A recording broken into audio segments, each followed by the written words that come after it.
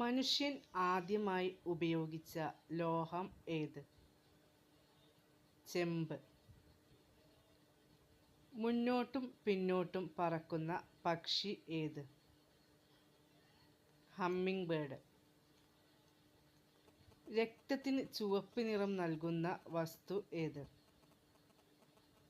Haemoglobin. നിവർന്നു നടക്കാൻ കഴിവുള്ള പക്ഷി? പെൻഗ്വിൻ. ലോക പരിസ്ഥിതി ദിനം എന്ന്?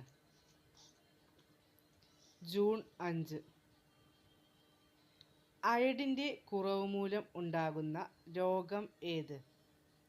ഗോയിറ്റർ. ആനയുടെ ഹൃദയമിടിപ്പിൻ്റെ അളവെത്ര? മിനിറ്റിൽ 25.